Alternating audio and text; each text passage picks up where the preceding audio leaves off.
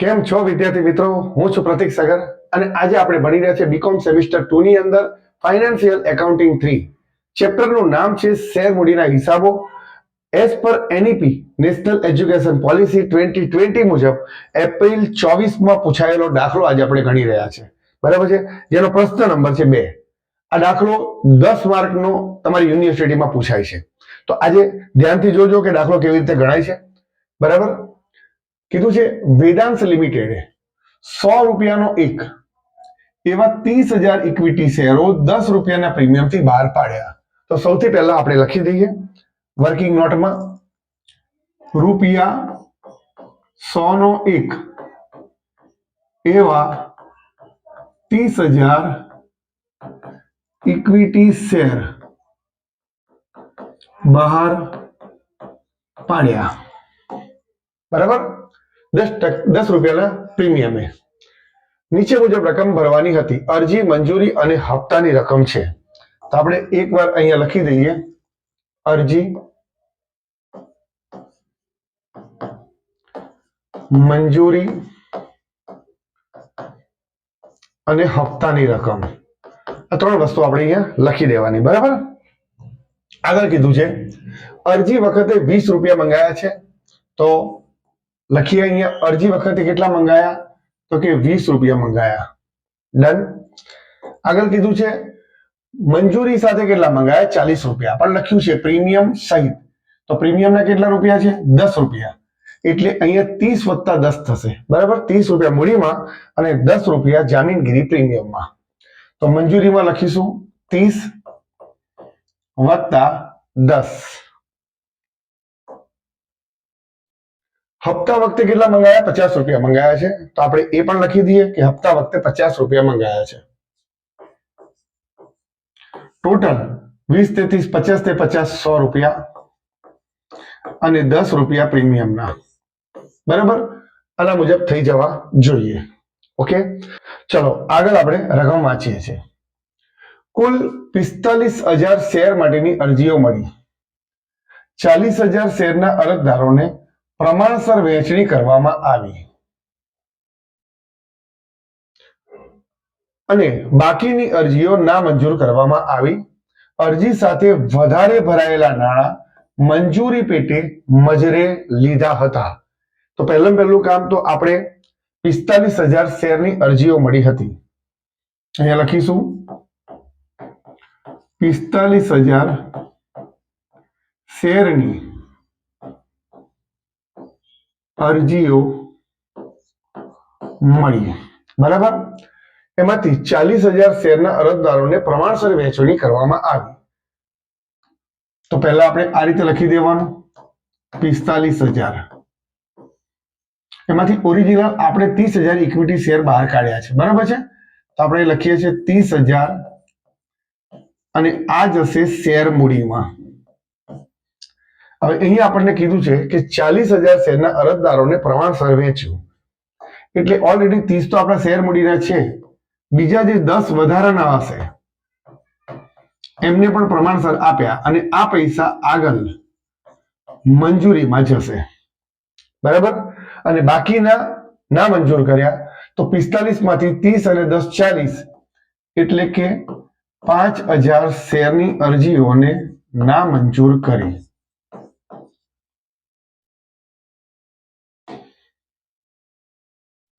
ક્રિસા કે જેને 45 શેર મંજૂર કરવામાં આવેલા, તે મંજૂરી વખતની રકમ ભરતી નથી. તેના શેર મંજૂરી બાદ જપ્ત કરવામાં આવ્યા. તો ક્રિસા જે છે 45 શેર મંજૂર કરવામાં આવ્યા છે. તો આપણે અહીંયા થોડી ગણતરી રાખી લઈએ. નામ લખીએ છીએ ક્રિસા. આ એની અરજી હોય અને આ એના શેર મંજૂર કર્યા હોય. બરાબર, આપણને અરજી ખબર નથી પરંતુ એના મંજૂર થયેલા શેર કેટલા છે?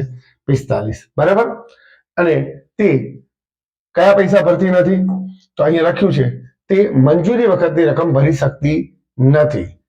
તો આપણે અહીંયા લખી દેવાનું મંજૂરીમાં 45 શેરના પૈસા ઓછા આવશે. બરાબર, પછી કીધું છે આગળ તેના શેર મંજૂરી બાદ જપ્ત કરવામાં આવ્યા, એટલે એ શેર હવે જપ્ત થઈ જાય છે. એટલે અહીંયા આપણે જે પ્રમાણે લખીએ છીએ એ પ્રમાણે આ રીતે લીટો મારીશું અને અહીંયા લખીશું જપ્તી. એટલે અહીંયા આ શેરની જપ્તી કરવામાં આવશે. બરાબર. ચલો આગળ શું કહે છે જોઈએ. દિશા કે જેણે 40 શેરની અરજી કરેલી તે હપ્તા વખતની રકમ ભરી શકતી નથી અને તેના શેર જપ્ત કરવામાં આવ્યા. જો અહીંયા મંજૂર કરવામાં લખ્યું છે અને અહીંયા અરજી કરી છે, તો આપણે અરજી વાળાની ગણતરી કરવી પડશે. તો અહીંયા નામ શું છે એનું? દિશા. એને અરજી કરી છે 40 શેરની. એના મંજૂર કેટલા થયા હશે? તો આપણે એના માટે પ્રમાણ શોધવું પડશે અને એ પ્રમાણ તમને અહીંથી મળશે. જો આ 30 અને 40 એટલે આપણે એ કહીએ છીએ કે આ અરજી અને આ મંજૂર થયેલા, તો આ 40,000 પ્રોપર ગણવાના અને એમાંથી પ્રમાણસર કેટલા આપણે પાસ કરેલા શેર મૂડી માટે? 30,000. તો હવે આ 4 મીંડા ગયા, 4 મીંડા ગયા એટલે પ્રમાણ મળે છે 4/3. બરાબર, પ્રમાણ આવ્યું 4/3. હવે આપણે એમ કહી શકીએ કે દિશા 40 અરજી કરે તો કેટલા મંજૂર થાય? તો આપણે એ લખવાનું છે 4 શેરની અરજી કરે તો 3 શેર મંજૂર થાય. માટે 40 શેરની અરજી કરે તો કેટલા મંજૂર થાય? 40 ગુણ્યા 3/4 બરાબર જવાબ આવશે 30 શેર. 30 શેર એના મંજૂર કરવામાં આવ્યા હશે. તો અહીંયા આપણે લખીએ છીએ દિશાના 30 શેર મંજૂર થયા. આ આપણે શોધીને લાયા. બરાબર. તો હવે જે ગણતરી કરવાની એ 30 ઉપર કરવાની. આપણે અરજીને કોઈ વાંધો નથી. આપણે જે છે ગણતરી કોની પર ગણવાની? મંજૂર કરેલા શેર ઉપર જ ગણવાની. તો 30 શેર મંજૂર થયા છે. બરાબર. તો અહીંયા હપ્તાના તે પૈસા ભરશે નહીં અને ત્યારબાદ ફરી એ શેર પણ શું કરવામાં આવે છે? જપ્ત કરવામાં આવે છે. એટલે આ દાખલામાં 2 વખત જપ્તીની એન્ટ્રી પડશે. બરાબર. ચલો આગળની કહાની શું કીધી છે જોઈએ. ઉપરોક્ત જપ્ત કરેલા શેર પૈકી 80% શેર 80 ના ભાવે પૂરેપૂરા ભરપાઈ ગણીને બહાર પાડવામાં આવ્યા, જેમાં ક્રિસાના તમામ શેરોનો સમાવેશ થાય છે. ઉપર જપ્ત કરેલા શેરના 80%. તો આપણે જપ્ત કેટલા શેર કર્યા? તો 45 અને 30 75 શેર.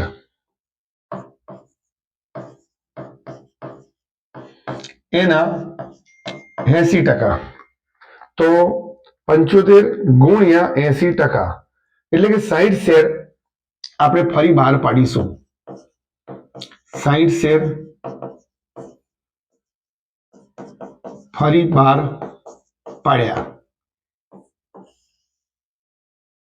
આ 60 શેરમાં ક્રિસાના બધા શેર આવી જાય છે. તો 60 શેર માઇનસ ક્રિસાના 45 શેર.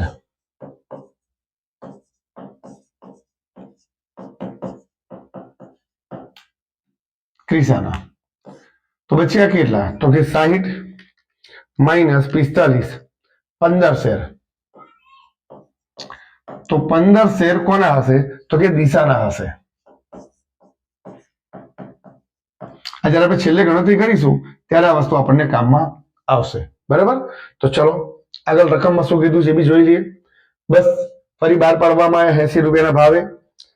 આમનોંધ લખવાની છે. તો ચલો આમનોંધની શરૂઆત કરીએ. બધી જ ગણતરી આની ઉપરથી થશે. અરજી વખતે 20 રૂપિયા મંગાયા હતા અને એ વખતે 45,000 શેરની અરજીઓ મળી હતી. તો 45,000 ગુણ્યા 20 9 લાખ રૂપિયા બેંકમાં આવશે. તો એ લખીશું બેંક ખાતે ઉધાર 9 લાખ. તે ઇક્વિટી શેર અરજી ખાતે 9 લાખ. હવે જે આ અરજી જમા હોય એ જ અરજી આપણે નીચે ઉધાર કરીએ છીએ. બરાબર. 9 લાખ. હવે આપણે એનું છોડું પાડીએ બાયફર્કેશન કરીએ છીએ. 9 લાખનું કેવી રીતે થાય છે? તો 9 લાખમાંથી 30,000 જે શેર મૂડી ખાતે છે, આપણે મંજૂર કર્યા છે એટલા શેર બહાર પાડ્યા છે. તો 30,000 ગુણ્યા 20 6 લાખ રૂપિયા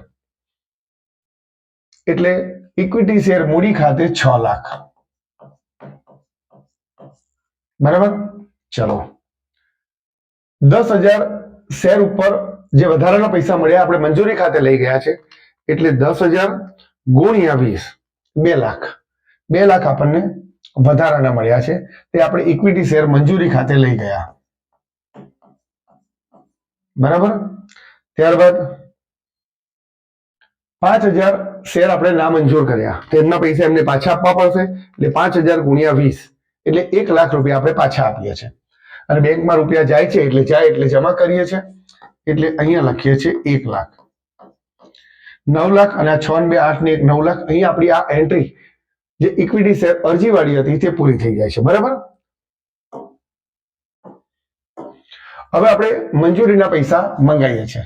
મંજૂરી વખતે ટોટલ 40 રૂપિયા આવશે જેમાં 30 રૂપિયા શેર મૂડી ખાતે છે અને 10 રૂપિયા એ જામીનગીરી પ્રીમિયમના છે. બરાબર. તો ચાલો હવે 30,000 ઉપર ગણતરી થશે 40 રૂપિયા આવવાના મંગાયા આપણે. બરાબર. તો ચલો મંગાવી દઈએ. ઇક્વિટી શેર મંજૂરી ખાતે 30,000 શેર ગુણ્યા 40 રૂપિયા મંગાયા 12 લાખ. તો અહીંયા લખીએ છીએ 12 લાખ જેમાં 30 રૂપિયા લેખીએ. 30 રૂપિયા એ મૂડી ખાતે જશે અને 10 રૂપિયા એ જામીનગીરી પ્રીમિયમ ખાતે જશે. તો 30 રૂપિયા પ્રમાણે શેર મૂડીમાં પૈસા ગણીએ તો 30,000 ગુણ્યા 30 9 લાખ રૂપિયા શેર મૂડી ખાતે જશે અને જામીનગીરી પ્રીમિયમ 10 રૂપિયા લેખે 3 લાખ રૂપિયા થશે. 9 3 12 લાખ થઈ ગયા. હવે પૈસા આવશે પરંતુ પૈસા જ્યારે આવશે ત્યારે આપણે ગણતરી કરેલી છે અને એ ગણતરીમાં આપણે કીધું છે કે 45 શેરના પૈસા શું થશે ઓછા આવવાના છે. તો અહીંયા ઓછા આવશે 45 શેરના પૈસા એ આપણે ગણતરી કરવી પડશે. એની ગણતરી આપણે કરી લઈએ. હવે આ ગણતરી ધ્યાનથી જોજો કેવી રીતે ગણું છું. બરાબર. 12 લાખ રૂપિયા આપણે મંગાયા હતા. આ રહ્યા જે આપણે મંજૂરીના મંગાયા હતા. એમાં આપણને અગાઉથી મંજૂરીના પૈસા થોડાક મળી ગયા છે જે આ રહ્યા 2 લાખ એ આપણે બાદ કરવાના એટલે માઇનસ 2 લાખ શું કર્યા આપણે બાદ કર્યા. અહીં એનું ટોટલ થશે 10 લાખ. હવે 10 લાખ રૂપિયા આપણને મળવાના બાકી છે. કેટલા શેર ઉપર? તો કે 30,000 શેર ઉપર બાકી. તો આપણે પદ મૂકવાનું 30,000 શેર ઉપર 10 લાખ મળવાના બાકી. તો આપણને 45 શેરના પૈસા નથી મળવાના માટે 45 શેર ઉપર કેટલા બરાબર 45 ગુણ્યા 10 લાખ છેદમાં 30,000. ચલો આપણે કરીએ એનું ગુણાકાર 45 ગુણ્યા 10 લાખ ભાગ્યા 30,000. 1,500 રૂપિયા નહીં મળે તો આપણે એ લખીએ છીએ 1,500 રૂપિયા નથી મળવાના. બરાબર. તો એટલા 1,500 રૂપિયા આપણે બાદ કરવા પડશે. એ 1,500 રૂપિયા આપણે અહીંથી બાદ કરવાના એટલે 10 લાખ માંથી 1,500 રૂપિયા બાદ કર્યા તો 9,98,500 આપણને મળશે. જે બેંકમાં આવશે આવે એટલે ઉધાર તો લખીશું અહીંયા 9,98,500 તે ઇક્વિટી શેર મંજૂરી ખાતે 9,98,500. ઓકે. ચલો હવે શું કરવાનું છે? આ જે ગણતરી છે એ આખા દાખલાનો એક મતલબ પૂરેપૂરો અહીંયાથી તમને ખબર પડશે. હવે અહીંયા જપ્તી કરવાની એન્ટ્રી છે. જોયું છે આપણે લીટો માર્યો છે અને જપ્તી. તો હવે જપ્તીની એન્ટ્રી વાગશે. જપ્તી વખતે આપણે અત્યાર સુધી કેટલા મંગાયા છે 50 રૂપિયા. તો એટલા જ પ્રમાણે જપ્ત થશે પરંતુ આ 10 પણ આપણને મળ્યા નથી અને જે ના મળે એની ગણતરી કરવાની. બરાબર. એટલે એની બી ગણતરીમાં લેવાનું એટલે મૂડીમાં 50 અને 10 રૂપિયા પ્રીમિયમ પેટે. બરાબર. તો ચાલો આપણે જપ્તીની આમ નોંધ મારી દઈએ.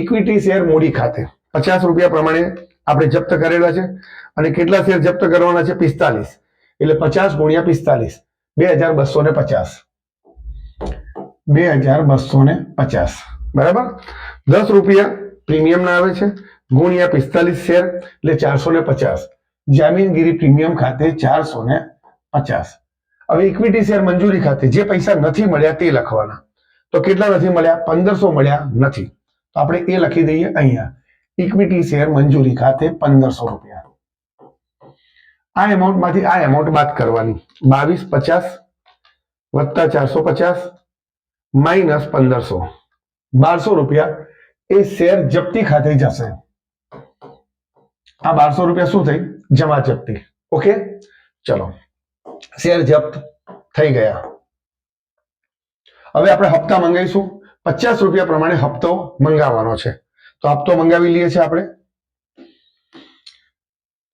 ઇક્વિટી શેર હપ્તા ખાતે બરાબર હવે હપ્તો આપણે મંગાવીશું પણ એ પહેલા આપણા આ શેર જપ્ત થઈ ગયા છે 45 બરાબર તો આપણી પાસે ઓલરેડી શેર કેટલા હતા તો કે 30000 શેર હતા એમાંથી 45 શેર આપણે શું કર્યા જપ્ત કર્યા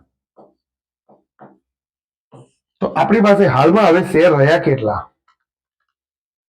તો કે 29955 શેર રહ્યા હવે જે પણ ગણતરી કરવાની એ 30000 પર નહીં કરવાની 29955 પર કરવાની બરાબર અહીં છોકરાઓ ભૂલ કરતા હોય છે તો ધ્યાનથી આ દાખલાની અંદર આ ગણતરી જોઈ લેજો હવે પૈસા આપણે 50 રૂપિયા લેખે મંગાવવાના છે તો 29955 ગુણ્યા 50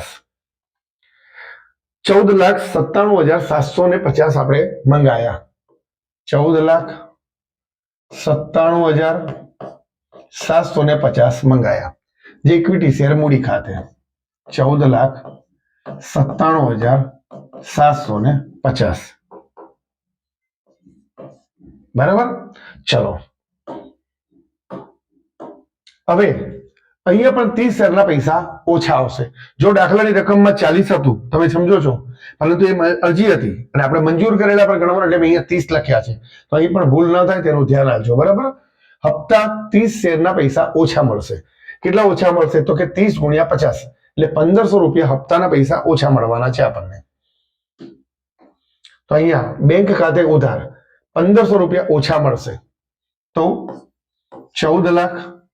14,97,750 આવવાના હતા એમાંથી 1500 રૂપિયા આપણે કાપી કાઢ્યા 14,97,750 માઇનસ 1500 14,96,250 આટલા રૂપિયા આપણને મળશે તો અહીંયા બેંક ખાતે ઉધાર 14,96,250 તે ઇક્વિટી શેર હપ્તા ખાતે 14,96,250 બરાબર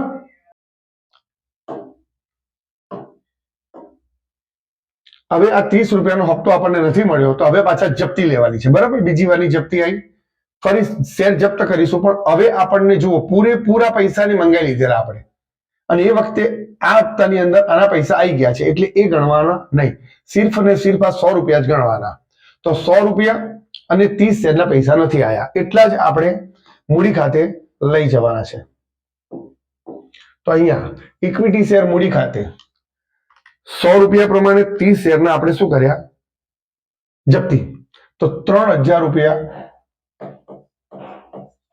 ઇક્વિટી શેર મૂડી ખાતે બરાબર અહીંયા ઇક્વિટી શેર હપ્તા ખાતે કેટલા રૂપિયા નથી આયા તો આપણે ખબર જ છે હમણાં જ આપણે ગણતરી કરી હતી કે આ 1500 રૂપિયા નથી મળ્યા તો અહીંયા આપણે હપ્તા ખાતે લખીશું 1500 રૂપિયા હવે આમાંથી આ બાદ કરીએ 3000 માઇનસ 1500 રૂપિયા આયા તે જમા જપ્તી થશે એટલે અહીંયા લખ્યું છે ઇક્વિટી શેર જપ્તી ખાતે બરાબર આખું કમ્પ્લીટલી કામ શું થઈ ગયું આપણું પૂર્ણ થઈ ગયું અહીંયા હવે દાખલામાં આગળ આપણને જે કીધું છે એ આપણે હવે કરીએ છીએ ઉપરોક્ત જપ્ત કરેલા શેર પૈકી 80% શેર 80 ના ભાવે બહાર પાડ્યા 80% શેરની આપણે ગણતરી કરી લીધી છે 60 શેર આપણે ફરીથી બહાર પાડ્યા છે બરાબર એને આપણે 80 રૂપિયા પ્રમાણે બહાર પાડ્યા છે એટલે એ પ્રમાણે પૈસા ગણી લઈએ. તો બેંક ખાતે ઉધાર 60 શેર બહાર પાડ્યા, 80 રૂપિયા લેખે, એટલે 8 છંગ 48, એટલે 4800 રૂપિયા આયા. 4800 રૂપિયા. ઇક્વિટી શેર મૂડી ખાતે પૂરેપૂરા ભરપાઈ થયેલા ગણવાના છે આપણે, એટલે 60 શેર ગુણ્યા 100 રૂપિયા, એટલે 6000. તો ઇક્વિટી શેર મૂડી ખાતે લખાશે 6000. આ બેનો જે ડિફરન્સ આવે છે 6000 માંથી 4800 બાદ કરવાના, 1200 રૂપિયા આયા, એ ઉધાર જપ્તી થઈ. ઓકે, અને હવે આપણે એ જપ્તીને મૂડી અનામત ખાતે લઈ જવાના છે. એ ગણતરી ખૂબ જ અગત્યની છે, ધ્યાનથી જોજો. અહીંયા તમે જોઈ શકો છો શેર જપ્તી કેટલી છે? 1200 રૂપિયા. બરાબર? આ 1200 પૂરેપૂરી ગણાશે, તો આપણે ગણી લઈએ પૂરેપૂરી 1200 રૂપિયાની ગણતરી. અહીંયા લખું છું 1200 રૂપિયા જમા જપ્તી. ઓકે, ત્યારબાદ આ બીજી જપ્તી જો આ રહી 1500, પણ આ જપ્તી 1500 પૂરેપૂરી લેવાશે નહીં. કેમ નહીં લેવાય? કારણ કે 30 ઇક્વિટી શેર ઉપર છે, અને આપણને ખબર છે કે આપણે દિશાના શેર ફક્ત 15 શેર લેવાના છે, કારણ કે ક્રિસાના પૂરેપૂરા અને દિશાના 15 જ લેવાના છે, 60 શેર વેચવાના. તો આપણી આખી ગણતરી 15 શેર ઉપર થશે. તો અહીંયા આપણે લખવું પડશે કે 30 શેર ઉપર જપ્તી કેટલી છે? 1500 રૂપિયા. માટે 15 શેર પર કેટલી? 15 શેર પર કેટલી? તો 15 ગુણ્યા 1500 છેદમાં 30. 15 ગુણ્યા 1500 અને ભાગ્યા 30. 750 રૂપિયા જપ્તી લેવાશે. ઓકે, તો અહીંયા આ 1200 ની જોડે હવે કેટલા લખવાના? 750 જમા જપ્તી. ખ્યાલ આવી ગયો ને? આ 1500 ની જગ્યા પર મેં કેટલા લીધા? 750. એ આ ગણતરી બતાવી છે એ પ્રમાણે લીધા. હવે આનું ટોટલ મારીએ તો 12 ને 7 1950 થશે. આ થઈ આપણી જમા જપ્તી. એમાંથી ઉધાર જપ્તી બાદ કરીએ. જો આ રહી ઉધાર જપ્તી, કેટલા રૂપિયા છે? 1200 રૂપિયા. તો એ બાદ કરવાની, માઇનસ 1200 ઉધાર જપ્તી 750. બરાબર? તો અહીંયા આ આપણે જશે મૂડી અનામત ખાતે. આ પૈસા તો અહીંયા લખાશે શેર જપ્તી ખાતે ઉધાર 750, તે મૂડી અનામત ખાતે 750. ઓકે, આશા રાખું છું વિદ્યાર્થી મિત્રો કે આ યુનિવર્સિટીમાં પૂછાયેલો દાખલો તમને બરાબર ખબર પડી ગઈ હશે. ચેનલ જોડે જોડાયેલા રહેજો. Thank you so much.